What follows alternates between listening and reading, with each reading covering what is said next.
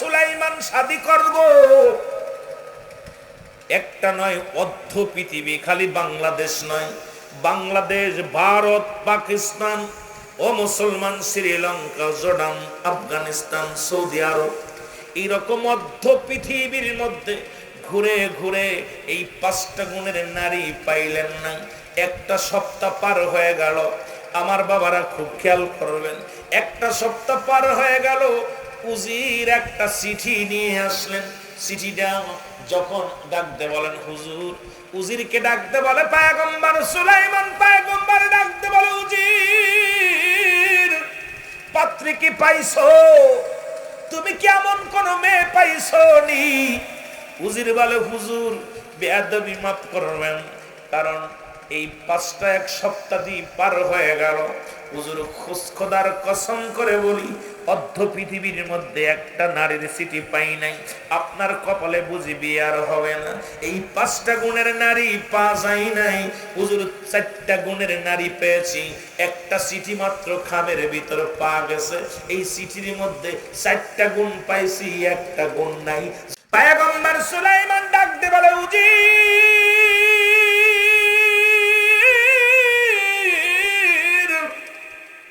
আরে এত বড় রাজ্য, অর্ধ খলিফা, অর্ধ পৃথিবীর খলিফা আমি, আল্লাহ আমার ধন সম্পদের এত পরিমাণ ধন সম্পদ দিছে রে, আর আমার রাজ্যে একটা মেয়ে পাইলা না আমার সঙ্গে বিয়ে দেওয়ার জন্য, তাহলে কি আমি বুড়া হয়ে যাব রে?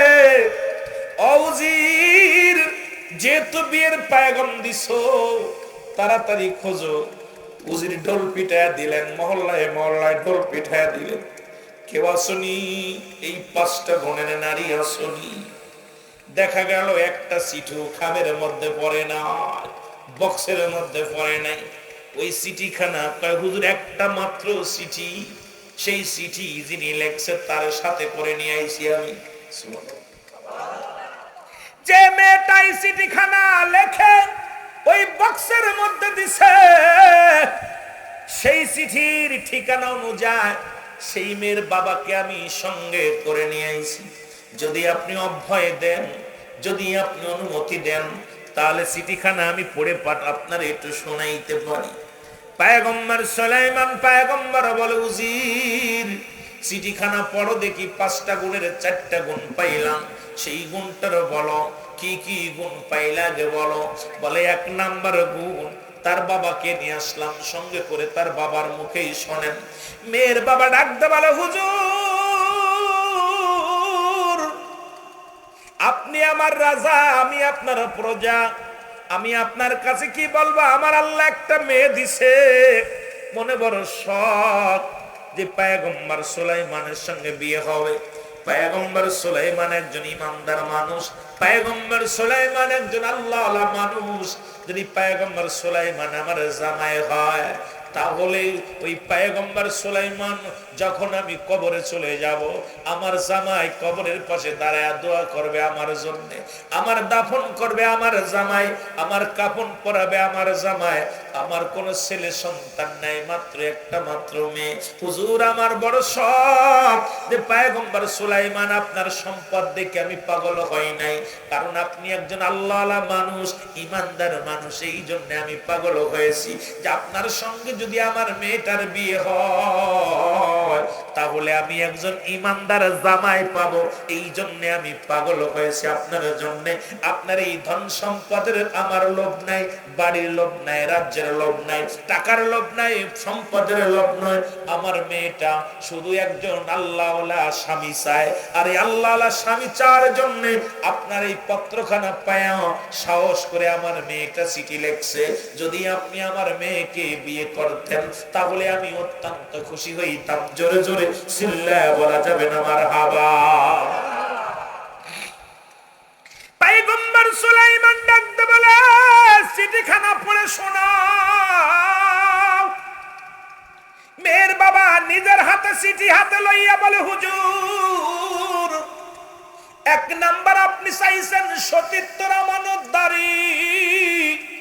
আমি আল্লাহকে সাক্ষী রেখে বলতে পারি, আমার মেয়ে পৃথিবীর কোন পুরুষের মুখ দেখে নাই, আমার মেয়ে দুনিয়ার মধ্যে কোন বেগানা পুরুষের চেহারা দেখে নাই, শুধু ঘর থেকে বাইর হয় নাই। আমার মেয়ে সতীত্বর আমানতদারি, 1 নাম্বার মেয়েটা আমার, 2 নাম্বার আমার মেয়ে রূপবতী। এই মহল্লার মধ্যে আমার মেয়ের মতো চেহারা আর 10টা মেয়ের নয়। আমি 1 নাম্বারে বলতে পারি, এই মহল্লার মধ্যে আমার মেয়ের মতো রূপ, আমার মেয়ের মতো গুণ এই মহল্লার মধ্যে আর কেউ নাই। 2 নাম্বার আমার মেয়ের গুণবতী, রূপবতী। 3 নাম্বার আপনি বলেছেন আমলদারি। হুজুর আপনাকে কি বলবো, আমার মেয়েটা একটা রাত ঘুমায় না, আমার মেয়েটা রাত জেগে রব্বে কারীমের গোলামি করে, আমার মেয়েটা সারা রাত জেগে জেগে আল্লাহর দরবারে সিজদায় লুটায় পড়ে কাঁদে, আমার মেয়েটা দিনের বেলা রোজা রাখে, আমার মেয়েটা নাহারে থাকে, আমার মেয়ে শুধু আল্লাহ আল্লাহ আল্লাহর গোলামি করে। হুজুর 3 নাম্বার, হুজুর গো শুনে নেন, শুনে নেন, এই সতীত্বের আমানতদারি 1 নাম্বার পাইলেন, গুণবতী পাইলেন, রূপবতী পাইলেন, আমলদারি পাইলেন। 4 নাম্বার হুজুর আপনি 5 নাম্বার যেটা বলেছিলেন সেটা হলো, হুজুর শুনে নেন, কারণ আপনি আমার ভালো একজন টাকাওয়ালা বাড়িওয়ালা শ্বশুর চেয়েছিলেন। হুজুর আমার বাড়ি ঘর কিছু নাই, আমি একজন জেলে মানুষ, মাছ ধরে খায়।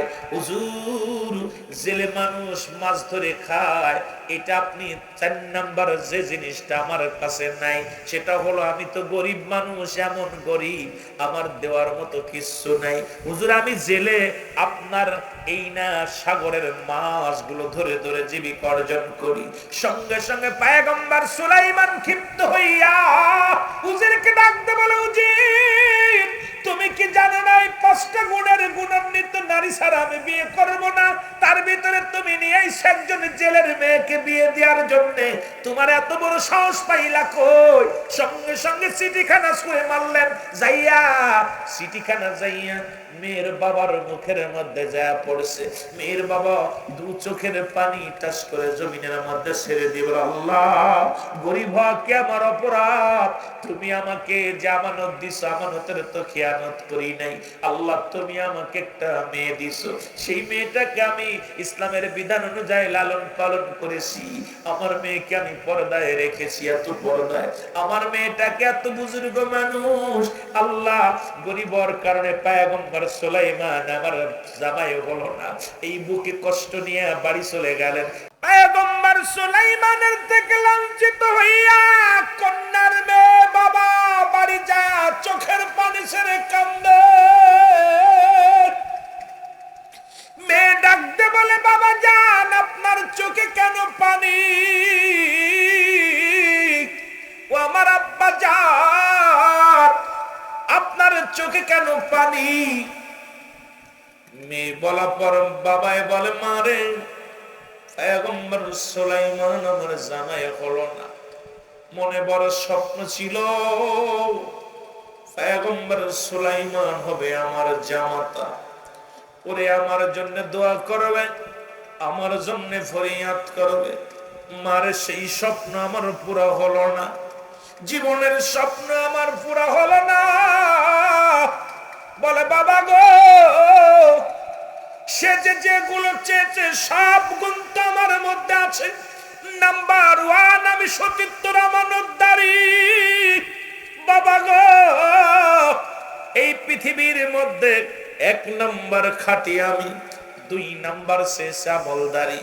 বাবা আমি আমলদারি, বাবা আমি তো আমলের মধ্যেই থাকি। 3 নাম্বার চেয়েছে সে পর্দাশীলতা নারী। বাবা গো আজ পর্যন্ত কোনো বেগানা পুরুষ দেখি নাই, আমি দুনিয়ার মধ্যে আমি তো কোনো বেগানা পুরুষের চেহারা দেখিনি। 4 নাম্বার শেষ গুণবতী রূপবতী। বাবা এই 4 নাম্বারটার মধ্যে পত্র মহল্লার মধ্যে আমার মতো রূপ মনে হয় এই মহিলার জগতে আর কেউ নাই। গুণবতী বাবা আমার মতো গুণ এবং রূপ একটাও কারোর নাই। 5 নাম্বার, শুধু একটা 5 নাম্বারটা আপনার ভিতরে আমাদের মধ্যে নাই। আপনি দরিদ্র মানুষ বাবা গো, এই কারণে যদি পয়গম্বর সুলাইমান বিয়ে না করে বাবা গো, আপনি কষ্ট পায়েন না, জীবনে আমি আর শাদী করব না বাবা গো। তবু আপনার চোখের পানি আমি মেয়ে হয়ে সহ্য করতে পারবো না বাবা গো। আপনি আর চোখের পানি ফেলবেন না। জীবনে আমি আর শাদী মুবারক করতে চাইতাম না, জীবনে আমার এইভাবে রাখতে দেন, আমাকে ইবাদত করতে দেন, আমি আমার রব্বে কারীমের ইবাদত করে কাটিয়ে দিব। এর পয়গম্বর সুলাইমান ফিরে আসে, মনে বড় দুঃখ আমার নাই, কারণ আমার বাবার চোখের পানি পড়লে আমি কন্যা সহ্য করতে পারি না। আমার আব্বা জান, আপনার চোখের পানিগুলো মুছে ফেলেন। ও আমার আব্বা জান, আমার রব্বে কারীম যে ফয়সালা দেয় সেটার উপরেই আপনি রাজি থাকেন, খুশি থাকেন। জোরে জোরে চিল্লায়া বলা যাবে না আমার আবা। এও মেয়ে আর আমাগের মেয়ে, আমাদের মেয়েরা এখন বাবার চেনে না, বয়ফ্রেন্ডের হাত ধরে চলে যাচ্ছে, বাবাকে লাঞ্ছিত করতেছে। বাবার কিভাবে অবস্থা খুব দুঃখজনক আজকে সমাজের মধ্যে। এ যুবক, কিছুদিন হয়ে গেল পয়গম্বর সুলাইমান মহল্লার মানুষদেরকে ডাকলেন, বিশাল মিটিং হবে। এই মিটিং এ পয়গম্বর সুলাইমান প্রধান অতিথি। এবার উনি গেলেন, হঠাৎ জোররাত পয়গম্বর সুলাইমানের, ও মুসলমান, জোররাত বাথরুমে চাপ দিলেন। পয়গম্বর সুলাইমান ডাকতে বলে, উজি, যেহেতু রাজ দরবারে আজকে মিটিং আর আমি বিনা ওযুতেও যেতে পারবো না, দাঁড়াও। পয়গম্বর সুলাইমান যখন টয়লেটে যাইতেন তখন সঙ্গে সঙ্গে ওনার হাতের মোজেজার আংটিটা খুলে রাখতেন, কারণ আংটি পরিয়া কখনো বাথরুমে যান নাই, টয়লেটে যান নাই। পয়গম্বর সুলাইমান আংটি কানা খুলিয়া যখন রওনা দিছে, যখন বাথরুমে গেছে, ওই পথে যাইতেছিল দুষ্ট জিন। এই জিনটা দেখিয়া এর পয়গম্বর সুলাইমান পয়গম্বর আংটিটা, মুজেজার আংটি দেখে বড় পাগল হয়ে গেল। পয়গম্বর সুলাইমানের সুরত ধরে আসিয়া জিনের সর্দার দুষ্ট জিন আসিয়া উজিরকে বলে, উজির আংটিখানা দাও। যখন এইবার আংটিখানা উজির যখন হাতের মধ্যে দিয়েছে, নিয়া পর সঙ্গে সঙ্গে মুসলমান পয়গম্বর, নকল পয়গম্বর সুলাইমান, ওই জিনেদের সর্দার দুষ্ট জিন, এইবার নকল জিন, নকল পয়গম্বর সাথে জোরে জোরে চিল্লায়া বলা যাবে না আল্লাহু আকবার। উজিরকে ডাকতে বলে, উজির দেরি করো না, মিটিং এ নিয়ে যাও। আর আমি যখন মিটিং এ বসবো, যখন আমি আলোচনায় বসবো, আমার সুরত তৈরা আর একটা লোক আসবে। এই লোকটা আসিয়া পয়গম্বর সুলাইমান বলে দাবি করবে, খবরদার তারে ঢুকতে দিবা না, কারণ দেশের অবস্থা ভালো না, সমাজের অবস্থাও ভালো না। এই লোকটা কিন্তু হুবহু আমার মতো চেহারা, দেখতে আমার মতো, আসিয়া কিন্তু দাবি করবে আমি এই রাজ্যের প্রধানমন্ত্রী, উনি দাবি করবে আমি পয়গম্বর সুলাইমান, উনি দাবি করবে, খবরদার রাজ দরবারে ঢুকতে দিবা না, তাকে পিটাইয়া রক্তাক্ত করিয়া দেশ ছাড়া করবা। জোরে জোরে চিল্লায়া বলা যাবে না আল্লাহু আকবার। এর নকল পয়গম্বর সুলাইমান যা রাজ দরবারে বইয়া আলোচনা শুরু করে দিছে। প্রজাদেরকে বলে, শোনো, আমি বড় প্রেশারের মধ্যে আছি, টেনশনের মধ্যে আছি। আমার চেহারার মতো একজন সুলাইমান পয়গম্বর একটু পরে হয়তো রাজ দরবারে ঢুকবে। কত বদ দেখছেন, এই লোকটা ঢুইকা উনি এই রাজ দরবারের পয়গম্বর সুলাইমান বলে দাবি করবে। খবরদার ও যেন এই জায়গা ঢুকতে না পারে, ওকে এক উত্তম মাধ্যম দিবা, ঠিক মতো দিয়া রাজ্য থেকে বের করে দিবা। কথা না বলতে বলতে একটু পরে পয়গম্বর সুলাইমান, আসল পয়গম্বর, উনি বাইর হইয়া আইয়া ডাকতে বলে, উজির কই রে, আমার আংটি কই, আংটি কেন দাও। উজির কয়, হুজুর একটু আগে তো আংটি নিয়ে গেলেন। কয়, কি বলতেছ, আমি আংটি নিই নাই। কয়, আপনি তো একটু আগে নিয়ে গেলেন, আংটি নিয়ে মিটিং এ বসলেন, এখন বলেন আংটি কয় কই মিটিং এ বসলাম, উজির দৌড়ায়া যায় চলে গেলেন সুলাইমান পয়গম্বর, আসলটা দৌড়ায়া গেছে, যায় দেখে হুবহু পয়গম্বর সুলাইমান সাজিয়া রাজ দরবার রাজ সিংহাসনে বসিয়া বসিয়া সবার কার্যক্রম শুরু করেছে। জোরে জোরে চিল্লায়া বলা যাবে না আল্লাহু আকবার। পয়গম্বর সুলাইমানকে দেখিয়া জিনের সর্দার নকল পয়গম্বর ডাক দে বলে, আমার প্রজারা ওই দেখো কইতে কইতে নকলটা হাজির হয়ে গেছে, ঠেকাও। নকলটার আসলটারে কইছে নকল, ঠেকাও। লোকজন তাকা দেখে দুইটা পয়গম্বর, দুইটা সুলাইমান, একটা রাজমহল্লায় রাজ সিংহাসনে বসে আছে, আর একজন দাবি করে রাজ সিংহাসনে বসার জন্য। এবার নকল যে মুসলমান জিনের সর্দার, ইনি ডাক দেখো আমার প্রজারা শোনো, দেরি করো না। ওই পয়গম্বর সুলাইমান দাবি করতেছে যে লোকটা মিথ্যুক কাজ্জাব, আমি তোমাদের প্রধানমন্ত্রী, আমি তোমাদের পয়গম্বর। আর একজন নকল সেজে আমার চেহারা সুরত ধরিয়ে আসছে, তাকে তাড়াতাড়ি ঠেকাও, ঠিক মতো পার দাও। জনগণ ধরে কিল ঘুষি মারা শুরু করলো, মারতে মারতে রক্তাক্ত অবস্থায় হয়ে গেল। কয় মেরে ফেলো না, দরকার নাই, মেরে ফেলো না, যা মারো সাদা মরা হয়ে গেছে, পায়ের রশি বেঁধে টান দিয়ে রাস্তার পাশে ফেলে দাও। এবার পয়গম্বর সুলাইমান পয়গম্বরকে নিয়ে রশি দিয়ে বাঁধিয়া রাস্তার পাশে ফেলে রাখলেন। আসল পয়গম্বর পড়ে রইলেন রাস্তার পাশে, আর নকল পয়গম্বর বসে দেশ পরিচালনা করা শুরু করছে। জোরে জোরে চিল্লায়া বলো আল্লাহু আকবার। ওড়ারে বসাইছে জম্বের বসানো, নকলটা বইয়া শুধু এখন জনগণের কষ্ট দেয়, জনগণের কষ্ট দেয়। জনগণের যেটা চোর ধরে আনলে চোরে ছেড়ে দেয়, যে ধরে আনে তার একটাই কথা বলছেন। এ মোটামুটি উল্টো পাল্টা কাজ, খালি উল্টো পাল্টা কাজ, ইচ্ছা মতো কাজ করতেছে। জনগণ কয় কারে কারে, আসলে পয়গম্বরের তো ইনি তো এইরকম না, পয়গম্বর সুলাইমান তো এরকম ছিল না, কিন্তু এইটা এরকম করে কেন? পরিবর্তন হলো, কথাবার্তার ধারণ ভালো না, কথা বুঝলি? পয়গম্বর সুলাইমান পড়ে আসে রাস্তার কিনারায়, ওই রাস্তা দিয়ে যাইতেছিল ও মুসলমান জেলে মশাই, ওই মেয়ের বাবা মাছ ধরিয়া নিয়ে আসতেছিল। হঠাৎ দেখে রাস্তার কিনারে একজন যুবক পড়ে আসে, আস্তে আস্তে যাইয়া দেখে যুবককে কিল ঘুষি মারিয়া বেহুশ বানায়া রাখছে। যুবকটাকে ধরে বাড়ি নিয়ে গেলেন, বাড়ি নিয়ে সুস্থ করলেন, কিন্তু জ্ঞান ফেরে নাই, কারণ ওনার হাতে তো মুজিজার আংটি নাই, কিছু মনে নাই। এবার যুবককে নিয়া যখন বাড়ি ফিরিয়া নিয়ে বাড়ি নিয়ে রাখিয়া বিবিকে বলে, বিবি এই যুবককে সেবা করো, যুবককে পরিচর্যা করো, এই যুবককে কি করো, ডাক্তার কবিরাজ দেখাইয়া সুস্থ করো। আমি গেলাম মাছ ধরতে, কারণ মাছ ধরবো, জীবিকা অর্জন করবো, রুজি রোজগার হবে, এরপরে চাউল কিনবো, খাবো, মাছ না ধরলে পেট চলে না রে বিবি। এবার যখন নদীতে গেলেন মাছ ধরতে, ওদিন ওই যুবককে বাড়ি রেখে যার কারণে রব্বুল আলামিন পয়গম্বরের খাতিরে বিপুল পরিমাণ মাছ ছেলের জালে বাঁচছে। জোরে জোরে চিল্লায় বলা যাবে না মারহাবা। চিন্তা করে আজকে বেটারে উদ্ধার করার কারণে অনেক পরিমাণ মাছ পাইলাম, বেটারা মনে হয় ভাগ্যবান, ভালো সেবা যত্ন করতে লাগলেন।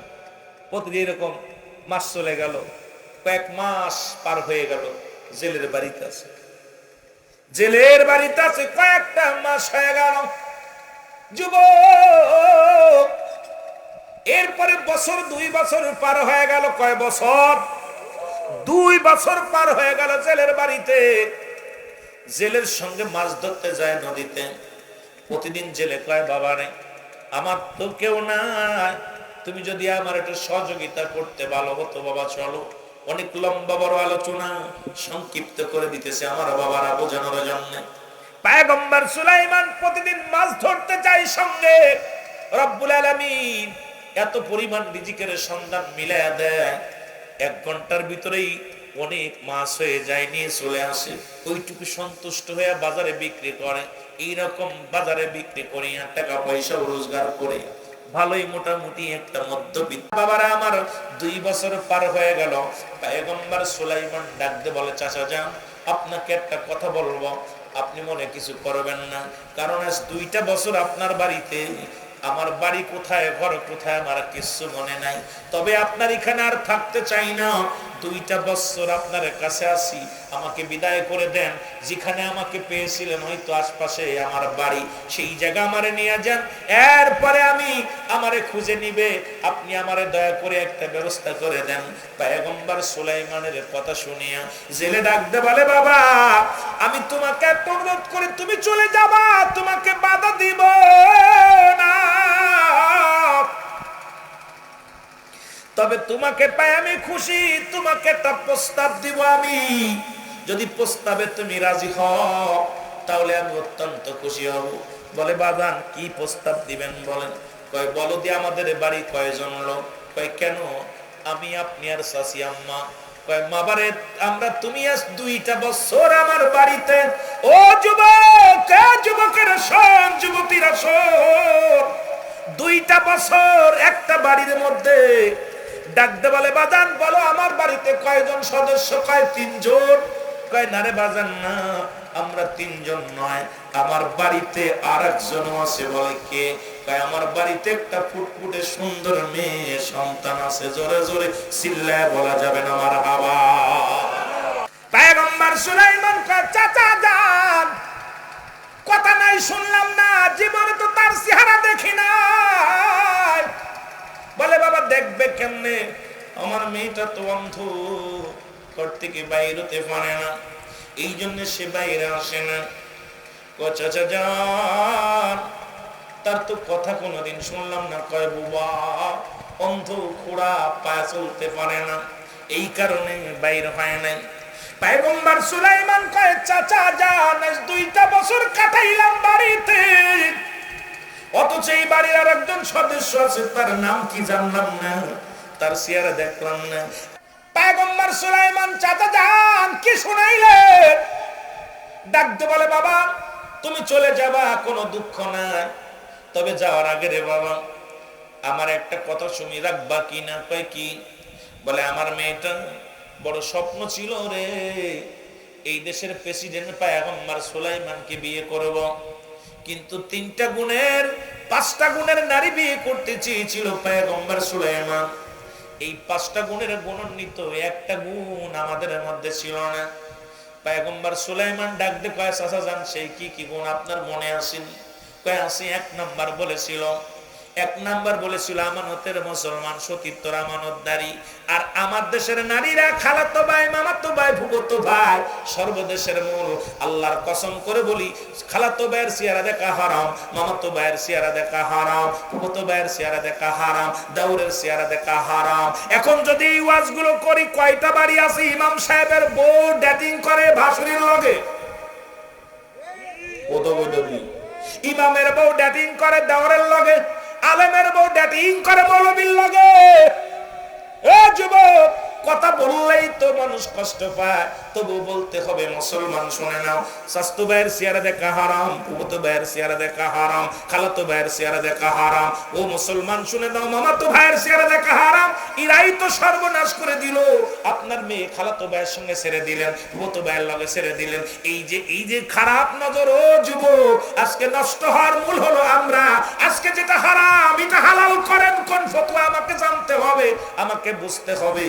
আজকে খালি ফতোয়া দেন আর মাথায় টুপি দিয়া কপাল ছুলে ফেলছেন। কপাল ছুলে লাভ নাই, কিয়ামতের ময়দানে জাহান্নামের লারকি হবেন। জোরে বলেন ঠিক কি না? হারাম, হারামকে তো হালাল করার একটা কোনো মৌলবী নাই, কোনো মৌলবী নাই।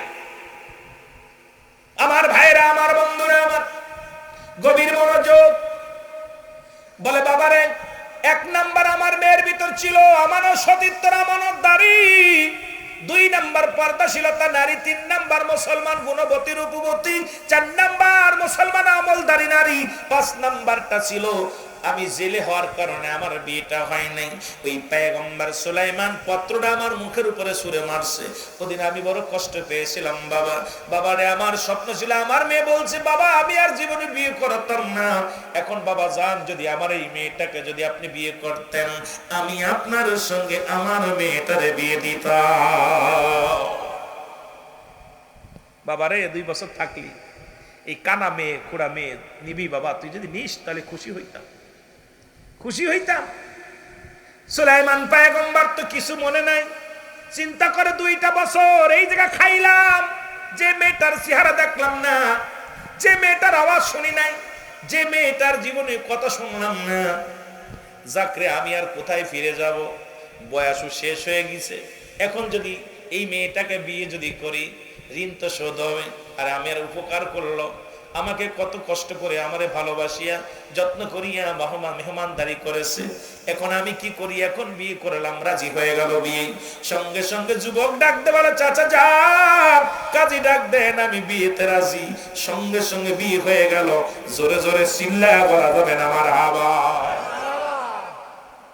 বিয়ে হয়ে গেল, এবার জেলে মশাই কয় বাবা আমি পিসা একজন জেলে, আজকে তোমাদের হানিমুন, প্রথম হানিমুন রাত্রে বাসর হবে, তবে একটা দাবি করব, প্রতিদিন তো আমরা বাপ বেটা মিলিয়া দুজন মাছ ধরতে যাইতাম, আজকে বাবা রাতের আগেই আজকে নিয়ত করেছি, আজকে যে মাছটা পাবো এই মাছটা দিয়ে আমরা হানিমুন করবো, রাত্রে খাবারের ব্যবস্থা করবো, চলো বাবা একটু নদীতে যাই। ছেলে বলে হাঁটেন বাবা যাই। জামাই শ্বশুর একসঙ্গে নদীতে গেলেন, যা যখন নৌকার মধ্যে উঠিয়া যখন জালগুলো ফেলা শুরু করলেন, এবার ওই নদীর উপর দিয়া ওর মুসলমান শোনো, জিন ভালো জিন, জিনেদের সরদার, উনি দেখলেন পয়গম্বর সুলাইমান নদীর মধ্যে মাছ ধরে, আশ্চর্য হয়ে গেলেন। উনি চিন্তা করলেন আমি এই মাত্র পয়গম্বর সুলাইমানের দরবার থেকে আইলাম, দেখলাম পয়গম্বর সুলাইমান রাজ্য পরিচালনা করে, মানুষের মনে শান্তি নাই, ওই 2 বছরের রাজ্য পরিচালনা করে নকল পয়গম্বর, এ তো মানুষের কষ্ট দেয়, মানুষকে হত্যা করে, মানুষকে একদম অন্যরকম কষ্ট দেওয়া শুরু করেছে। কিন্তু এই সুলাইমান পয়গম্বর ওখানে দেখে আইলাম, আবার এখানেও দেখি, কারণটা কি আমাকে এখনই বুঝতে হবে, জানতে হবে। তাড়াতাড়ি উড়াল দিয়ে চলে গেলেন রাজ দরবারে, যার জনগণকে ডাক দে, উজিরকে ডাক দে, বলে উজির ঘটনা কি, তোমাদের দরবারে যিনি পয়গম্বর সুলাইমান রাজ দরবারে বসেছে উনি কি আসল না নকল? কই কেন, তবে কেন যেন আসল না নকল বুঝতে পারি না, তবে এই লোকটা আজ 2টা বছর প্রজাদের সঙ্গে খারাপ ব্যবহার করে, প্রজাদেরকে ধরে মারে, প্রজাদের কষ্ট দেয়, প্রজাদের দুঃখের কথা শোনে না, আমরাও বড় টেনশনে আছি। এখন হুজুরের কি হয়েছে জানি না, এই 2টা বছর বেশি কথা বলে না, সামান্য একটু রাজ দরবারে আসে, বাকিটা সময় কোথায় যায় জানি না, এই লোকটা তো কেন যেন উল্টা পাল্টা হয়ে গেল। সঙ্গে সঙ্গে বুঝতে বাকি নাই, একদলই চলে আসলেন পয়গম্বর, আসল পয়গম্বরের কাছে। এ মুসলমান, দেখ আসলটা নদীতে মাছ ধরে। পয়গম্বরকে দেখিয়া জিনের সরদার চিন্তা করে, হারে দুষ্ট জিন করছে ডাকি, এবার আবার ফিরে চলে গেলেন নকলদার কাছে। নকলদার কাছে যাইয়া ডাক দে বলে, ও পয়গম্বর সুলাইমান, তুমি নকল সেজে বসে আছো, দাঁড়াও, তুমি আমি জিনের সরদার এসে গেছি। জিনের সরদারকে দেখে দুষ্ট জিন উড়াল দিয়ে দরবার ছেড়ে উড়াল দিয়ে দৌড় শুরু করলো, পিছে পিছে দৌড় শুরু করলো। আসল 2 জিনই দৌড়াদৌড়ি মারামারি, আসল জিন পিছে, জিনের সর্দার পিছনে, আর নকল 200 শয়তান জিনটা সামনে। এবার যখন নদীর ভিতরে আসছে, সঙ্গে সঙ্গে আসো মুসলমান পয়গম্বর সুলাইমানের আংটিখানা নকল জিন সঙ্গে সঙ্গে পানির মধ্যে ছেড়ে দিছে। যখন ছেড়ে দিছে, মুসলমান একটা মাছে আসিয়া, বড় একটা মাছ আসিয়া পয়গম্বর সুলাইমানের আংটিটা খেয়ে ফেলেছে। জোরে বলেন আল্লাহ। নকলটারে দাবড়াইতেছে, নকলটা ভয়ে আংটি ফেলে দিছে পানির মধ্যে, আর আংটিটা খাইছে মাছে। আর এদিকে আসল পয়গম্বর যখন নদীতে জাল দিছে, মাছ, ওই মাছটা আংটি, যে আংটি খাইছে ওই মাছটাই প্রথম আয়া জালের মধ্যে আটকা পড়ছে। এবার যখন জালটা টান দিয়ে উঠাইছে, দেখে বিশাল বড় মাছ। জেলে বলে, বাবা তুমি বড় ভাগ্যবান, তুমি যেদিন আমার বাড়িতে আসছো সেদিন থেকে আমার উন্নতি হয়, সেদিন থেকে আমার অভাব চলে গেছে, আল্লাহ ধন সম্পদের মালিক বানায় দিছে। আজকে দেখো বাবা, বিয়ের রাত্রে, আজকে হানিমুনের রাত, এই বছরে কিন্তু এত বড় মাছ পাই নাই বাবা, এটা বিক্রি হবে না, এই মাছটা কাটবো, এটা দিয়া আজকে রাত্রে আমরা খাবো, এইটা বলিয়া মাছটা নিয়ে রওনা হয়ে গেলেন। বাড়ি যা বিবিরে ডা মুসলমান মেয়েকে ডাকতে বলে, মা, ও মা শোনো, আজকে আল্লাহ রাব্বুল আলামিন একটা বড় মাছ মিলায়া দিছে, এই মাছটা তুমি সুন্দর করে কাটবা, এরপরে এই মাছটারে সুন্দর করে ধুইবা, ধুইয়া সুন্দর করে রান্না করবা। আজকে জামাই শ্বশুর মিলা সবাই মিলে মজা মেরে খাবো গো মা। মা মেয়েটা যখন মাছটা নিয়ে যখন বটির মধ্যে দিয়া কাটতে গেছে, ওই মাছটা যখন গলাটা কাটছে সঙ্গে সঙ্গে একটা আংটি বাইর হয়ে গেছে। আংটিটা দেখে মেয়ে হাতের মধ্যে নিয়ে চিন্তা করে, হারে এত সুন্দর আংটি পেটে, মাছের পেটের মধ্যে, যাক আমার স্বামীকে আমি উপহার দিব রাত্রে, কারণ আমার স্বামী তো, আমি তো গরিব মানুষ, আমার স্বামীকে দেওয়ার মতো কিছু নাই। আজকে বাসর রাত্রে যখন আসবে, আমি আমার স্বামীর হাতে আংটিটা পরাইয়া দিলে আমার স্বামী অত্যন্ত খুশি হবে। জোরে জোরে চিল্লায় বল। আংটিখানা নিয়ে আমার বাবারা, আমার বন্ধুরা, আমার বাসর শুরু হয়ে গেল। বাসর রাত্রে যায় পয়গম্বর সুলাইমান, আসল সুলাইমান এবার ঘরের ভিতরে যখন প্রবেশ করলেন, বিবি ডাকতে সালাম দিলেন, পায়ে হাতে সালাম দিলেন। সালাম দিয়ে বলে, স্বামী আপনার কাছে একটা কথা বলবো। আমি গরিবের মেয়ে, জীবনে বড় শখ ছিল রে পয়গম্বর সুলাইমানকে শাদী করব। আমার আব্বা জানের বড় শখ ছিল জামাই একজন আলেম মানুষ হবে, আমার জামাই আমার জন্য দোয়া করবে। আমার বড় স্বপ্ন ছিল একজন আলেমের বিবি হব, কিন্তু আমরা গরিব হওয়ার কারণে পয়গম্বর সুলাইমান আমাদের প্রস্তাব প্রত্যাখ্যান করেছেন। এদিন আমি তওবা করেছিলাম আর নিয়ত করেছিলাম আর জীবনে বিয়ে শাদী করব না। তবে আপনাকে আমার বাবা যখন প্রস্তাব দিয়েছিল তখন আমি রাজি হয়েছি। আপনি আমার পয়গম্বর সুলাইমান, আমার সুলাইমানের দরকার নাই, আপনাকে পেয়ে আমি অত্যন্ত খুশি হয়েছি রে স্বামী। আমার জীবনে একটা মানুষকে মন দিয়ে ফেলেছিলাম, সেটা হলো পয়গম্বর সুলাইমান। শুধু আল্লাহর ভয়ে আমি আল্লাহকে ভালোবেসে আল্লাহর গোলাম হিসেবে, গোলামি হিসেবে একমাত্র পয়গম্বরকে ভালোবেসেছিলাম, যে পয়গম্বর সুলাইমান যদি আমার স্বামী হয় আমাকে পর্দায় রাখবে, ইসলামের বিধান অনুযায়ী রাখবে, আমার জীবন যেমন ইসলামের বিধান অনুযায়ী চালাবে। এই কারণে পয়গম্বর সুলাইমানকে বিয়ে করার নিয়ত করেছিলাম। পয়গম্বর সুলাইমান ফিরাইয়া দিছে, আজকে আপনি আমার স্বামী, আপনাকে পেয়ে বড় আমি ধন্য হয়ে গেছি। বিবির মুখের দিকে তাকাইয়া পয়গম্বর সুলাইমান এক নজরে তাকায়া বলে, বিবিরে, ও বিবিরে, তোমার মনের আশা মনে হয় আল্লাহ পুরা করেছে, কারণ তুমি বড় ধন্য, তুমি বড় ভাগ্যবান মুসলমান। শুনে নাও। এবার বিবি নিজ থেকে কোমর থেকে আংটিখানা বাইর করে ডাকতে বলে, স্বামী আপনাকে দেওয়ার মতো আমার কিছু নাই, আপনাকে কি উপহার দিব? আমি গোলাম, আপনার বিবি হয়ে ক্ষুদ্র একটা আংটি আপনার হাতে দিলাম। যখনই পয়গম্বর সুলাইমানের হাতের মধ্যে আংটিখানা দিছে, পুরনো স্মৃতিগুলো পয়গম্বর সুলাইমানের মনে হয়ে গেছে। জোরে জোরে চিল্লায় বলো মারহাবা। পয়গম্বর সুলাইমান ডাক দিয়ে কয়, আমি এখানে কেন? আমি এখানে কেন? আস্তে আস্তে পুরো ইতিহাস বিবি এইবারে ডাক দিয়ে বলেন, আপনার এই অবস্থা, এই অবস্থা। তখন সঙ্গে সঙ্গে পয়গম্বর সুলাইমান নত সুরে ডাক দিয়ে বলে, বিবি তুমি একজন আমার আল্লাহর খাস গোলাম, আমার আল্লাহ তোমাকে এত ভালোবাসে, গোলামের ফরিয়াদ আল্লাহ কোনোদিন ফিরাইতে পারে না। আমি আমার অহংকারের পতন ঘটেছিল, অহংকার করে তোমাকে প্রত্যাহার করেছিলাম। রব্বে কারিম আজকে তোমার ঘরেই সাহায্য করাইছে আমারে, তোমার ঘরে দিয়া তোমার সঙ্গে শাদী মোবারক আমার হয়েছে রে বিবি। বিবি রে, তোমার মতো বিবি পাইয়া আমি বড় ধন্য হয়েছি, তোমার মতো বিবি পাইয়া আমি আনন্দিত হয়েছি রে বিবি। তুমি নকল কোন পয়গম্বরকে বিয়ে করো নাই, নকল সুলাইমানকে বিয়ে করো নাই। আমি পয়গম্বর সুলাইমান, আমি আসল পয়গম্বর সুলাইমান, আমি রাজ্যের প্রধান। ও বিবি, আজ দুইটা বছর আমার কিছুই মনে ছিল না, কে কোথায় আছে, কে রাজা, কে প্রজা, কিচ্ছু জানতাম না। যখন আমার এই মুজিদের আংটি যখন আমার হাতে এসে পড়েছে, আমার সব মনে পড়ে গেছে। জোরে জোরে চিল্লায়া বলা যাবে না সুবহানাল্লাহ? আর একটু জোরে। আমি আমার মাদের বলি, মা শুনে নাও, তোমরা একজন ভ্যান চালককে বিয়ে করো তবু কোনো ঘুষখোর, গাঁজাখোর, মদখোর কেন হয়? একজন রিক্সা চালককে বিয়ে করো, সুখী হবা, দিনমজুরি, হারামখোর নয়। ওই সুদখোর, ঘুষখোর জামাই না, বাবা মার কাছে দাবি করবা, একটা মাত্র দাবি করবা, মা আমাকে আপনি বিয়ে দেবেন। বিয়ের আগে একটা মাত্র দাবি, আমার বাড়ির দরকার নাই, গাড়ির দরকার নাই, দুনিয়ার সম্পদের দরকার নাই, এমন একটা স্বামী আমাকে দিবা সেই জন্য আমাকে পর্দায় রাখে, 5 ওয়াক্ত সালাত আদায় করে, আমাকে যেন হালাল খাদ্য খাওয়ায়, আমাকে যেন পর্দার বিধান অনুযায়ী আমাকে চলায়। এমন একটা স্বামী যদি বাজান দে আমার মা বোনেরা পায়, দুনিয়ার মধ্যে শান্তি আর শান্তি।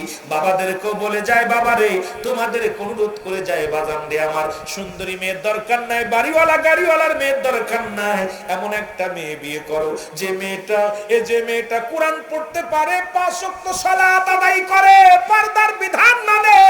জীবনে এমন একটা বিবি যদি তোমার ঘরে আসে, তোমার ঘরটা সুন্দর মুসলমান আলোকিত হবে, আলোয় আলোকিত হবে।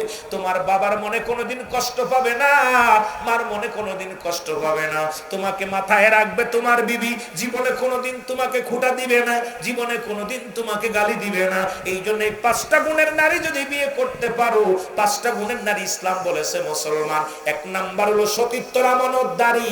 এখন এইটা যদি খোঁজেন বাংলাদেশে পা বড় দুরস্কর, কারণ ওই ছোট্ট থেকে আজকে যেখানে 3 বছরের মেয়ে, ও মুসলমান মেয়ে ধর্ষিত হয়, 2-3 বছরের মেয়ের সঙ্গে আজকে রেপ করে এই জানোয়ার গুলো, যুবক আজকে কোথায় নিরাপত্তা আছে?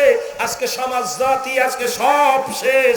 এই জন্য মুসলমান জিনার শাস্তি যেটা আছে এটা শাস্তি দিতে হবে। যদি কোনো বিবাহিত পুরুষ যদি জিনা করে, লেখে নাও, ভালো করে লেখে নাও, যদি কোনো বিবাহিত পুরুষ যদি জিনা করে, শাস্তির বিধান হলো কোনো মাপ নয়, বুক পর্যন্ত মাটির নিচে পুঁততে হবে, এরপরে কঙ্কাল নিক্ষেপ করতে হবে, যতক্ষণ পর্যন্ত মারা বন্ধ করা যাবে না। যখন দেখবেন তিনি মারা গেছেন, মারা যাওয়ার পর লাশটা উত্তোলন করবেন। কোন বিবাহিত নারী, বিবাহিত পুরুষ জিনাকারী, তাকে দাফন করা যাবে না, কাফন পরানো যাবে না, তার জানাজা হবে না, পৃথিবীর মধ্যে সে জানাজা পাবে না, পৃথিবীর মধ্যে সে কাফন পাবে না, পৃথিবীর মধ্যে সে মুসলমান, শুনে নাও, কবরে দেওয়া যাবে না। ওই জিনাকারী নারী পুরুষ দুজনকেই দিবালয়ে কুকুর শিয়াল দিয়ে লাশটা খাওয়ায় দিতে হবে। একটা বিচার যদি হতো এই বাংলাদেশে, কোন জিনাকারী মুসলমান কোন কারুর বউকেও নিয়ে যেত না, কারুর মেয়ে বিবাহিত বউকেও নিয়ে যেত না, কারুর মেয়ের পাশ গুড়গুড় করতো না। এই জন্য বিবাহিত পুরুষ বিবাহিত নারীর কোনো মাপ নাই। তাদের কবর, তাদের জানাজা পড়া যাবে না, তাদের জানাজা পড়া যাবে না, তাদের কাফন দেওয়া যাবে না, তাদের দাফন দেওয়া যাবে না। আপনারা যারা বিবি ছাড়া অন্যর সঙ্গে জিনা করেছেন, এইবার তওবা করেন, যদি আল্লাহ মাফ করে তাহলে তো বড়ই ভালো, না হলে তো আপনাদের কপালের কষ্টের কোনো শেষ নাই, আপনাদের দুঃখের কোনো শেষ নাই। বাবারা আমার, আর অবিবাহিত নারী অবিবাহিত পুরুষ যদি জিনা করে, শাস্তির বিধান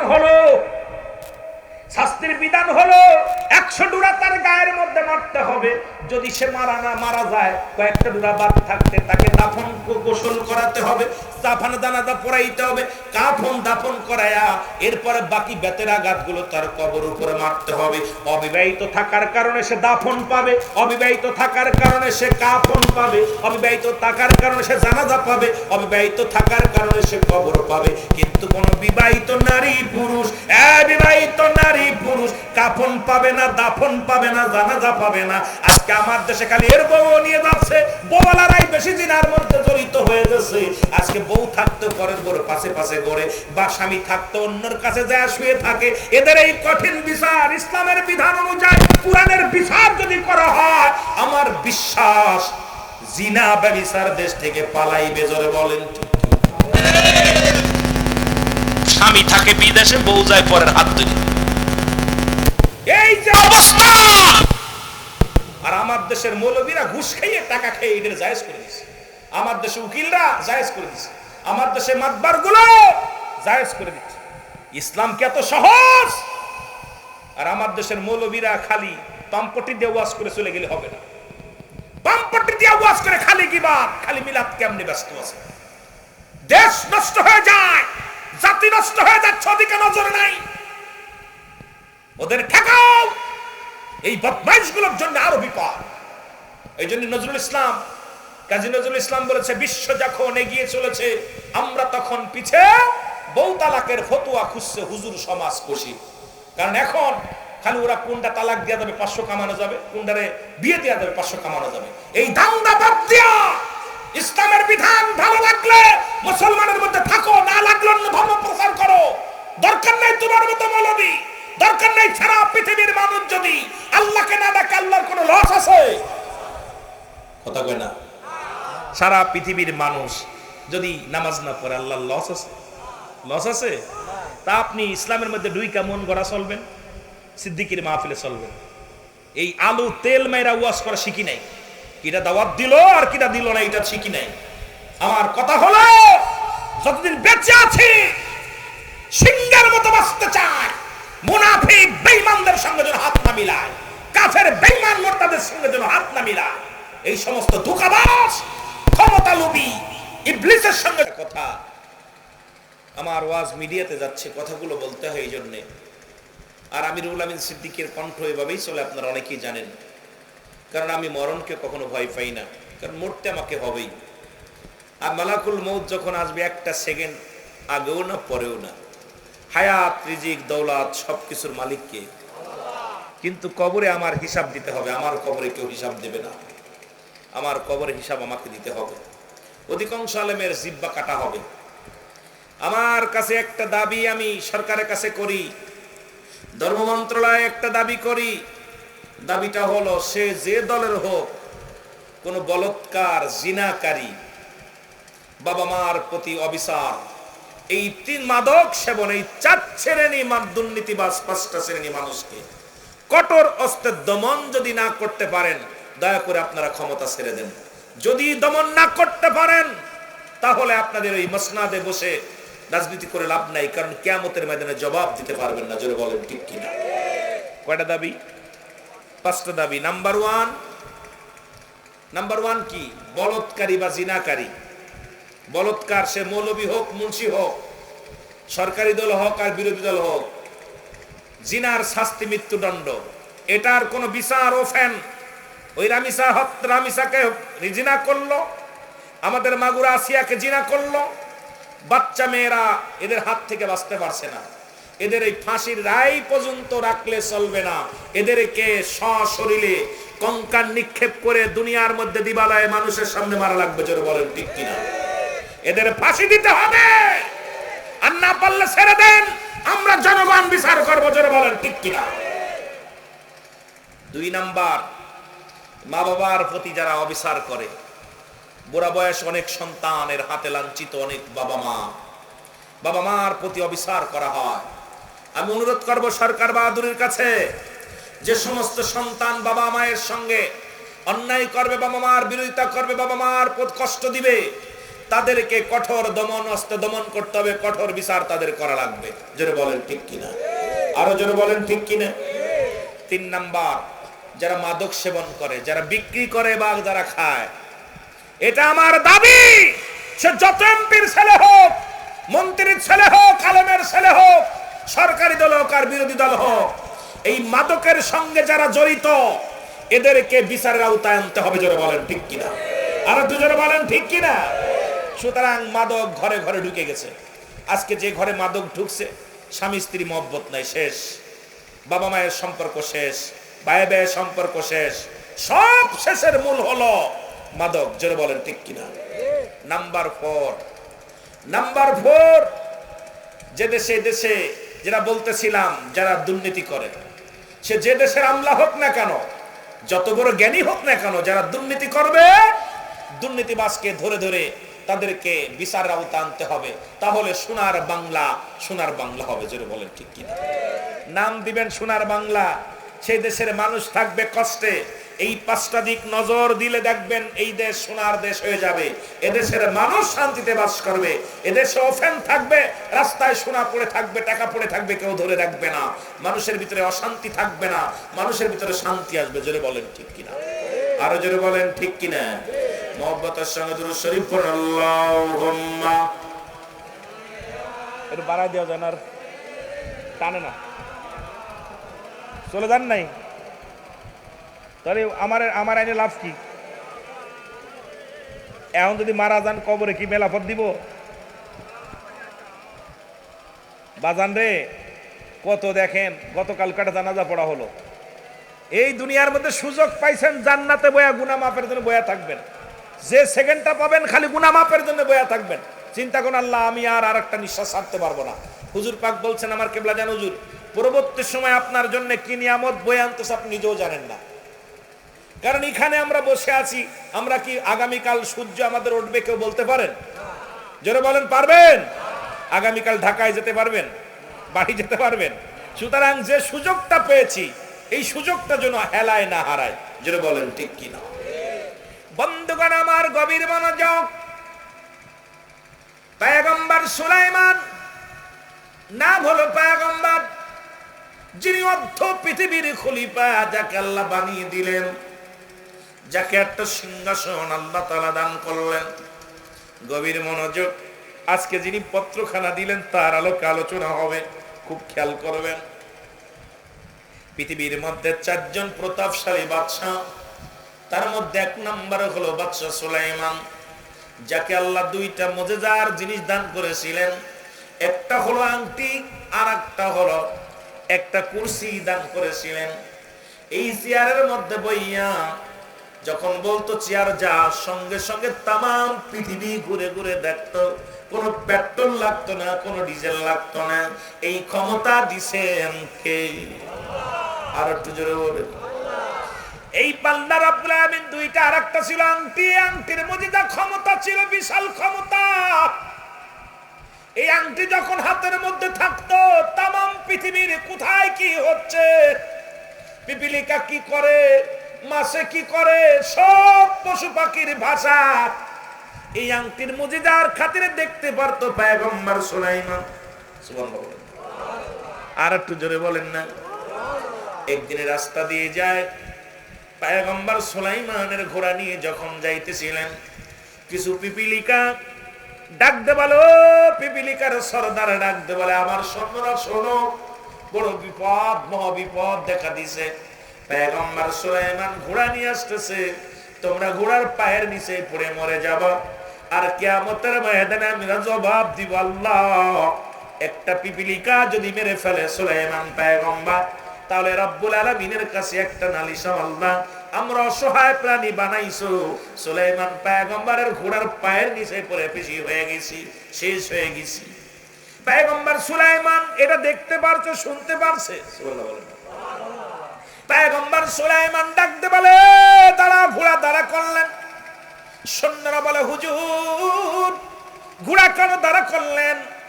তোমরা বুঝবা না, কিছু পিপিলিকা যাইতেছে রাস্তা দিয়া, যদি একটা পিপিলিকা বিনা কারণে মেরে ফেলি, একটা পিপিলিকা যদি হত্যা করা হয়, এই পিপিলিকা যদি আল্লাহর দরবারে দরখাস্ত করে নালিশ দেয়, আমি পয়গম্বর সুলাইমান রব্বে কারীমের কাছে ধরা পড়ে যাব। জোরে জোরে চিল্লায় বলো মারহাবা। আর আমরা হাজার হাজার প্রাণী হত্যা করি, জোরে বলেন ঠিক কিনা? পয়গম্বর সুলাইমান ডাকতে বলে, পিপিলিকা রে, তুমি কেন ভয় পালাইতেছিলা বলো? পিপিলিকার আলো নালিশ শুনতেছে পয়গম্বর সুলাইমান। সুলাইমান পয়গম্বর শুনলেন, যখন বললেন, পিপিলিকা রে তোমরা কেন পালাইলা জানতে চাই। পিপিলিকা বলো, হুজুর আমরা ছোট প্রাণী, আপনার ঘোড়াগুলো আসতেছিল, এই জন্য আমরা ভয়ে গর্তের মধ্যে রওনা দিয়েছিলাম, কারণ আপনার ঘোড়ার পায়ের নিচে পড়ে যদি মারা যায়, হুজুর এই মৃত্যুর ভয়ে আমরা পালাইতেছিলাম। আমার মুসলমান বাবারা আমার, ওই পিপিলিকার ভাষাটা পর্যন্ত পয়গম্বর সুলাইমানকে জানা এবং বোঝার ক্ষমতা দিয়েছে কে? আরো জোরে বলেন কে? তিনি কে? তিনি আমার আপনার রব, তিনি পৃথিবীর মালিক, আসমানের মালিক, জমিনের মালিক, যিনি কুল কায়নাতের মালিক, তামাম জাহানের মালিক, আপনার আমার মৌতের মালিক, রিজিকের মালিক, হায়াতের মালিক, সব কিছুর মালিককে। আর একটু জোরে বলেন, আওয়াজ জোর নাই। আল্লাহ, আমার আল্লাহ, তামাম পৃথিবীর সব কিছুর মালিক হলো আমার আল্লাহ। সেই পয়গম্বর সুলাইমান কর্মকার্য করতে করতে মুসলমান সময় দিতে দিতে বয়স হয়ে গেল।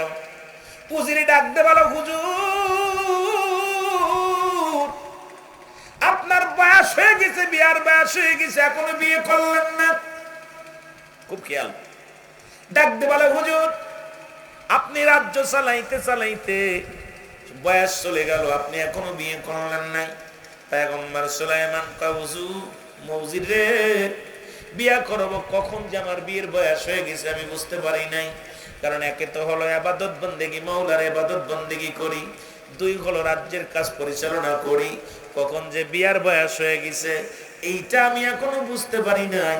তার কারণ হলো একজন যুবক কতদূর পর্যন্ত ইবাদত বন্দেগীর মধ্যে মাসগুল হলে কখন জৈবন আসছে নিজের অনুভব করার করতে পারে না।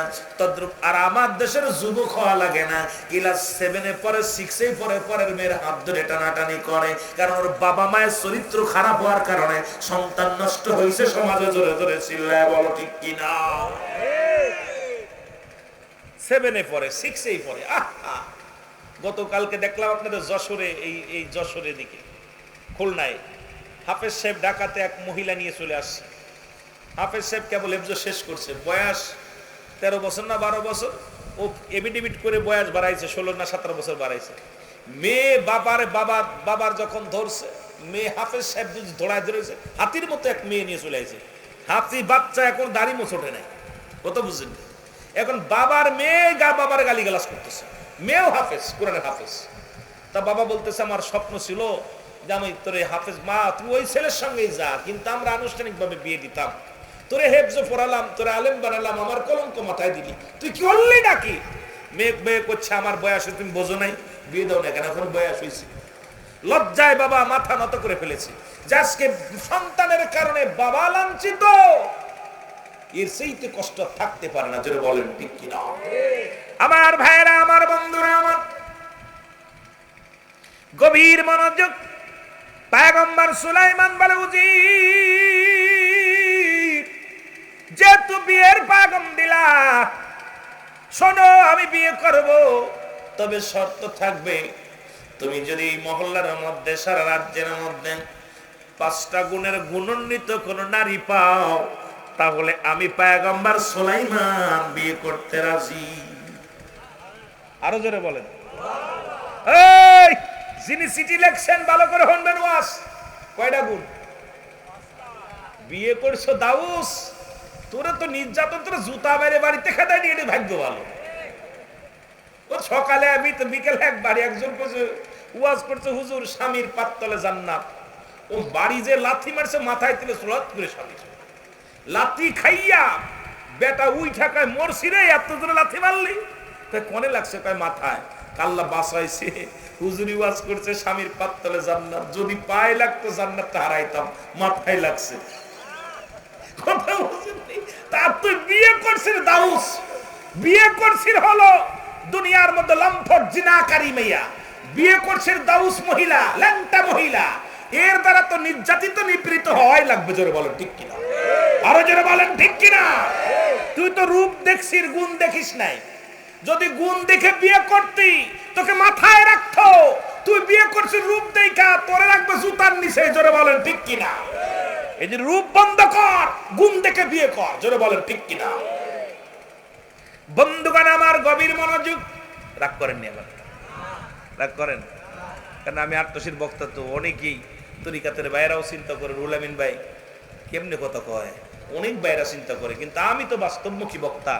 আমার বাস্তবটাই আমার সবচেয়ে হলো, একজন মানুষ যদি পথে আসে আমার জীবন ধন্য। যেটা বলেন ঠিক কিনা। ছোটবেলা একটা গান শুনতাম, আগে হইলাম দয়াল আমিরে দয়াল, পিছে হইল মা, বলতে বলতে মিয়া বাই হইল, আব্বা হইল না। তা বলার কাজ বলতেছি, এখন হেদায়েতের দায়িত্ব কার? আরো জোরে বলেন, আরো জোরে। একটু মহব্বতের সঙ্গে দুরূদ শরীফ পড়ুন। আল্লাহুম্মা সাল্লি আলা নবিয়ানা শাফিয়ানা নবিয়ানা। একটু মহব্বতে বলেন আল্লাহুম্মা সাল্লি আলা নবিয়ানা শাফিয়ানা নবিয়ানা। আদম যখন মাটি পানি মরণ নবীজি খোদা রাসূল, আদম যখন মাটি পানি মরণ নবীজি খোদা রাসূল, তার উপরে পড়েন দুরূদ, তার উপরে পড়েন দুরূদ, আল্লাহ ফেরেশতা কুল আল্লাহুম্মা ভাইদান জোরে জোরে আল্লাহুম্মা সাল্লি আলা নবিয়ানা শাফিয়ানা নবিয়ানা তিসাতিকাল কাদলান নবী সকলি উম্মতের লাগি তিসাতিকাল কাদলান নবী সকলি উম্মতের লাগি এখনো কাঁদেন নবী এখনো কাঁদেন নবী শুইয়া সোনার মদিনায় আল্লাহুম্মা গলা ধরে ফেলবে দাদা এর নবিয়ানা শাফিয়ানা বলটা একটু বাড়াই দিতে বলেন এর নবিয়ানা শাফিয়ানা নবিয়ানা উড়ে যাও রে বাগান পাড়ার হাওয়া যাও রে উড়ে মদিনায় উড়ে যাও রে রাতের হাওয়া যাও রে উড়ে মদিনায় এই গোলামের সালাম খানি এই গোলামের সালাম খানি পৌঁছাই দিও রওয়া যায় আল্লাহুম্মা এর নবিয়ানা শাফিয়ানা নবিয়ানা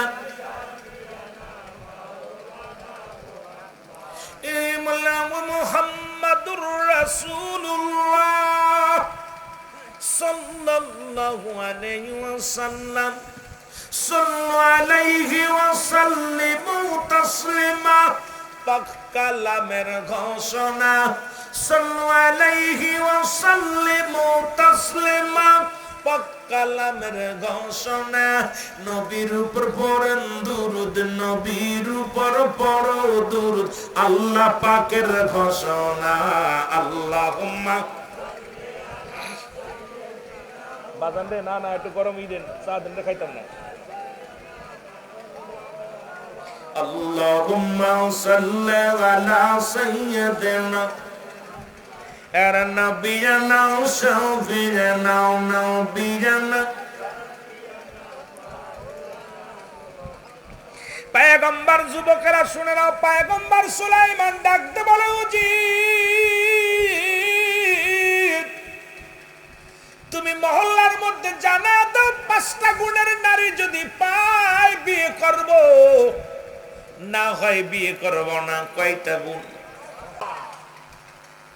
কি কোন চাচা আপনার বাড়ি আরো একটা মেয়ে আছে হ বাবা আমরা 3 জন না 4 জন তুমি আমি তোমার কাকি আমার মেয়ে সুবহানাল্লাহ বলেন কয়জন কুজবালে ডাকতে বলে চাচা যান ও চাচা যান 2টা বছর আপনার বাড়ি খায় আপনার বাড়ি ঘুমায় আপনার বাড়ি থাকি আজ পর্যন্ত কোনো মেয়ে দেখলাম না আর আজকে আমাদের পর্দার বিধান না থাকার কারণে ওরে হুজুরের মেয়ে উকি মারে মৌলবীর মেয়ে উকি মারে ইমামের মেয়ে উকি মারে উকি মারা লাগে না ঘর থেকে বাইর হয় দেখো আমার চেহারা আমি বড় সুন্দরী আর আলতা সোনো লাগাইয়া ওরে মুসলমান পাউডার সুন্দরী লিপস্টিক সুন্দরী আজকে নিজের চেহারা দেখানোর জন্য পাগল হয়ে যায় অথচ পয়গম্বর সুলাইমান যিনি বিয়ে করবেন যার বিবি হবে যে মুসলমান শুনে নাও 2টা বছর একটা যুবক বাড়ির মধ্যে তার চেহারা পর্যন্ত দেখে নাই জোরে জোরে চিল্লায়া বলা যাবে না মারহাবা আমি হুজুর মানুষ আমার বাড়ি গেল আমার বউ উকি উকি মারে দেখি আসলো দেখি জানালাতে দেখে না দেখি আসলো রে দেখিনি কথা বুঝছেন আজকে সমাজ জাতি শেষ নামাজ ফরজ পর্দাও ফরজ আজকে পর্দা নাই যে সমস্ত পর্দা আর ক্ষমতা লোভী যারা আছে এরা তো পর্দার বিধান সব উঠায় ফেলতেছে এখন দেখলাম মহিলাদেরকে সামনে দিয়া স্লোগান মিছিল শুরু করছে মহিলাদেরকে সামনে দিয়া পিছনে বেটার আর সামনে বেটিরা আরে কপাল পোড়া কয় বছর বাঁচবি 50 বছর 60 বছর বাঁচবি ক্ষমতার লোভে নারীদেরকে মাঠে লাগিয়ে দিয়া আমার দেশে অসংখ্য মৌলবীরা দাড়ি টুপি জুব্বা লাগাইয়া বড় বড় ফতোয়া দেয় আবার মহিলা দিয়া মিছিল মিটিং এ লাগাই দিচ্ছে জোরে বলেন ঠিক কিনা বেগানা নারী চেহারা দেখা হারাম যাদের সঙ্গে বিয়ে করা যায় তাদের সঙ্গে দেখা করা হারাম হারাম হারাম। যাদের সঙ্গে বিয়ে করা হারাম তাদের সঙ্গে দেখা করা জায়েজ। আর বেগানা নারী ভাড়া করে নিয়ে মিটিল মিসিং করতেছে, স্লোগান দিতেছে, আজকে রাজপথে গরম করতেছে। আইরে কপাল পোড়া, তোদের আলম হাতে বলছে কে? অর্থলোভী, সমাজ লোভী, সম্পদ লোভী এই সমস্ত বদমাইশগুলো ইসলামটাকে 12টা বাজাইতেছে। জোরে বলেন ঠিক কিনা? আওয়াজ আসতে হলো, মনে হলো আপনারা সেই দলের লোক। ভাই মরা লাগবে, খোদার কসম মরা লাগবে। কোন পীরের দোহাই দিয়ে বাঁচা যাবে না, কথা বোঝেননি? কোন মৌলবীর দোহাই দিয়ে বাঁচা যাবে না। এই ক্ষমতার জন্য যা আমার দেশে কিছু মৌলবীরা আহা মিথ্যারে সত্য বানায়, সত্যরে মিথ্যা বানাইতেছে। আরে ভাই কোথায় আছি, কোন দেশে আছি? আমরা আশ্চর্য হয়ে যাই, কোথায় আছি? মরণের চিন্তা, মরণের চিন্তা একটা মানুষের নাই। জোরে বলেন ঠিক কিনা? ওরে আজ না হয় কাল তুমি যাইবা কবরে, যাবার বেলায় দেখবেছে গো তোমার সবই রইল। জোরে জোরে বলেন, যাবার কালে দেখবেছে গো তোমার সবই রইল। ঘর করলাম, বাড়ি করলাম, সবই যাইবা রে, যেদিন আজরাইল ধরা দিবে রে। বলো আজ না হয় কাল তুমি, আজ না হয় যাইবা কবরে, যাবার বেলায় দেখবেছে গো তোমার সবই রইল পড়ে। যাবার বেলা তোমার দাদাই গিয়েছে, বাবাই গিয়েছে, কেউ আসলো না ফিরে, তোমারও তো যাইতে হবে রে ও ভাই অন্ধকার কবরে, তোমারও তো যাইতে হবে। এই মানুষগুলো, এই যে কত এমপি মন্ত্রী চলে গেছে, বাড়ি 10টা বাড়ি 20টা বাড়ি রেখে গেছে, কিচ্ছু নিতে পারে নাই। খোদার কসম কিচ্ছু নিতে পারে নাই। বাচ্চা সেকেন্দার বলতেছিল যে আমি যেদিন মারা যাব আমার কাফনের কাপড়ের বাইরে আমার হাত দুটো রেখে দিবি। উজির বলতেছিল হুজুরে কি শুনাইলেন? কয় হ, এই ধন সম্পদের অভাব নাই, স্বর্ণ রূপার অভাব নাই, কিন্তু আমি বিবেচনা করে হিসাব করে মিলাইলাম যে আমি সন্ন্যাতে এসেছিলাম, সন্ন্যাতে বিদায়, এই সম্পদ আমারে দিবি না। আমি আমার প্রজারা যেন দেখতে পারে যে আমি এই দুনিয়ায় এত বড় মস্তান ছিলাম, রাজা ছিলাম, কিন্তু আমার মরার সময় কিছু হাতে দেয় নাই, কাফনের কাপড়ের বাইরে হাত দুখানা রাখছে। দিয়া বলছে প্রমাণ করে দাও যে মানুষ দুনিয়া ছেড়ে দাও, ছেড়ে দিয়ে আখিরাতমুখী হও। এমনি বাদশাহ সেকেন্দার বলছে বাদশাহ ফকির হে সবকে একই ঠিকানা, কে বাদশাহ কে ফকির সবারই একই ঠিকানা। জোরে বলেন ঠিক কিনা? আরো জোরে বলেন ঠিক কিনা? রে আজ না হয় কাল তুমি, আজ না যাইবা কবরে, যাবার বেলায় দেখবেছে গো তোমার সবই রইল পড়ে। আরো জোরে জোরে বলেন, যাবার বেলায় দেখবেছে গো তোমার সবই রইল পড়ে, যাবার বেলায় দেখবেছে। তোমার দাদাই গিয়েছে, বাবাই গিয়েছে, দাদাই গিয়েছে, বাবাই গিয়েছে, কেউ আসলো না ফিরে, তোমারও তো যাইতে হবে রে ও ভাই অন্ধকার কবরে, তোমারও তো যাইতে হবে রে। বলো আজ না হয়, বলো আজ না হয় কাল তুমি, আজ না হয় কাল তুমি যাইবা কবরে, যাবার বেলায় দেখবেছে গো তোমার সবই রইল। আহা আহা কত কষ্ট, কত এমপি, কত মন্ত্রী, কত মানুষ চলে গেল, কত মানুষের কবরে শোয়া দিলাম। আমারও ডাক এসে যাবে, আমারও ডাক যে কোনো মুহূর্তে ডাক এসে যাবে, কবরে চলে যেতে হবে। আমার ভাইরা, আমার বন্ধুরা, আমার যে কথাগুলো বলতেছিলাম এর